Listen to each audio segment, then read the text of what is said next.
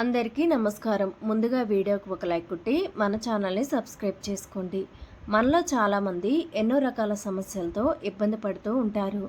అయితే అత్యంత భయంకరమైన సమస్యల్లో నరదృష్టి ఒకటి. నరదృష్టికి నల్లరాయి సైతం పగిలిపోతుంది అని మన పెద్దలు చెప్తూ ఉంటారు. అయితే సాధారణంగా ఇంట్లో చిన్నపిల్లలు లేదా పెద్దవారు ఉన్నట్టుండి నీరసపడినప్పుడు మన పెద్దవారు దిష్టి తగిలి ఉంటుంది అని చెప్పి దిష్టి తీసేయమని చెప్తూ ఉంటారు. అసలు నిజంగానే దిష్టి అనేది ఉంటుందా? ఒకవేళ దిష్టి ఉంటే దిష్టి తగిలినప్పుడు పిల్లలు పెద్దల్లో ఎలాంటి లక్షణాలు కనిపిస్తాయి? అలాగే మీ ఇంటికి వ్యాపారానికి తగిలిన నరదృష్టి నరఘోష తొలగిపోవాలంటే పాటించాల్సిన పరిహారాల గురించి తెలుసుకుందాం. నరదృష్టి అనేది చాలా భయంకరమైనది. ఎవరైనా సరే నరదృష్టి సోకితే ఎన్నో సమస్యలు ఏర్పడుతూ ఉంటాయి. ఈ నరదృష్టి నుండి బయటపడాలంటే తీసుకోవలసిన జాగ్రత్తలేంటో ఇలా ఎన్నో విషయాల గురించి ఈ వీడియోలో తెలుసుకుందాం. ముందుగా వీడియోకి ఒక లైక్ కొట్టి ప్రతి ఒక్కరూ ఛానల్ని సబ్స్క్రైబ్ చేసుకోండి. ఎవరైనా ఉన్నతంగా ఎదుగుతున్నప్పుడు ఇతరులు ఓర్వలేక వారి చెడు మనసుతో చెడును కోరుకోవడం ద్వారా నరదృష్టి మన కుటుంబం మీద పడుతుంది. అంటే దాని అర్థం వారి యొక్క చెడు దృష్టి మన మీద పడుతుంది అని.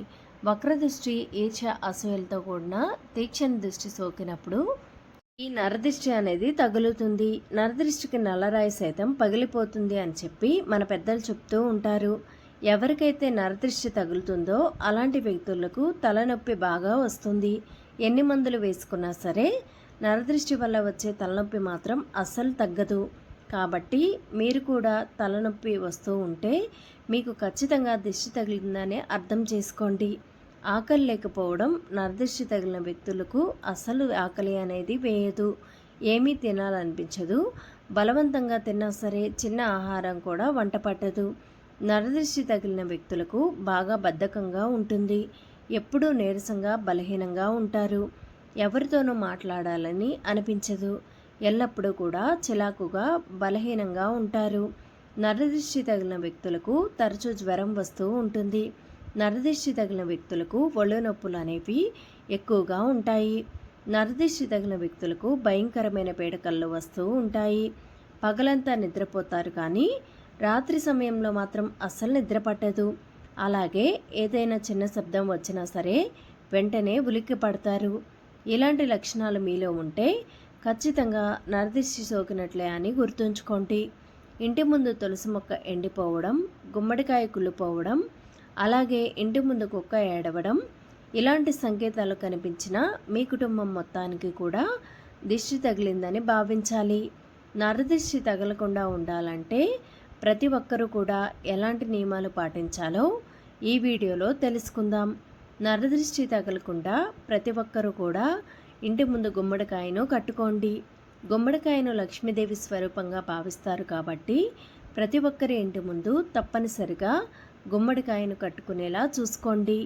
ఏదైనా అమావాస్య రోజున ఒక బూడిద గుమ్మడికాయని ఇంటికి తెచ్చుకొని పసుపు రాసి కుంకుమ బొట్లు పెట్టి ఇంటి గుమ్మానికి కట్టుకోండి. నరదృష్టి సమస్యలు అన్నీ కూడా వెంటనే తొలగిపోతాయి. గుమ్మడికాయను కట్టలేని వారు ఇంటి ముందు ఖచ్చితంగా నిమ్మకాయలు కలబంద వేలాడదీయండి. చిన్నపిల్లలకి నరదృష్టి తొలగిపోవాలంటే కాలి అరికాళ్ళలో కాటికను పెట్టాలి. అన్నం తినకుండా పిల్లలు ఏడుస్తుంటే నరదృష్టి తగిలిందని భావించేవారు గుప్పెడు రాళ్ల ఉప్పుతో దిష్టి తీసుకోండి. 5 ఏళ్లు దాటిన పిల్లలకు అన్నం వార్చి పసుపు కుంకుమతో కలిపి వాటితో దిష్టి తీసుకోవాలి. ముఖ్యంగా కర్పూరంతో దిష్టి తీసుకుంటే చాలా మంచిది. అప్పుడప్పుడు పిల్లలు కింద పడుతూ ఉంటే కర్పూరాన్ని పెళ్ళంలోకి తీసుకుని పిల్లలకు 3 సార్లు తిప్పి దిష్టి తీసుకోవాలి. చిన్నపిల్లల్ని మిట్ట మధ్యాహ్నం సమయంలో బయటకు అస్సలు పోనివ్వకూడదు. అమావాస్య రోజుల్లో కూడా చిన్నపిల్లల్ని బయట అస్సలు తిప్పకూడదు.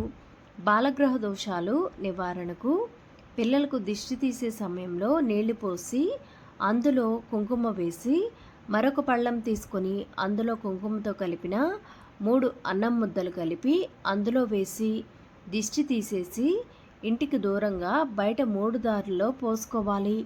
ఇలా చేస్తే పిల్లలకు ఉన్నటువంటి ఎటువంటి బాలగ్రహ దోషాలైనా సరే ఇట్లే తగ్గిపోతాయి.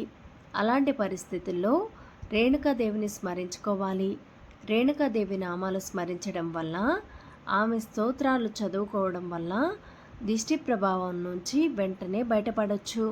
నరఘోష ఉన్నటువంటి వారు ఎవరైనా సరే నరసింహస్వామి యొక్క చిన్న చిత్రపటాన్ని ఒకటి ఎల్లప్పుడూ కూడా జేబులో ఉంచుకుంటే చాలా మంచిది.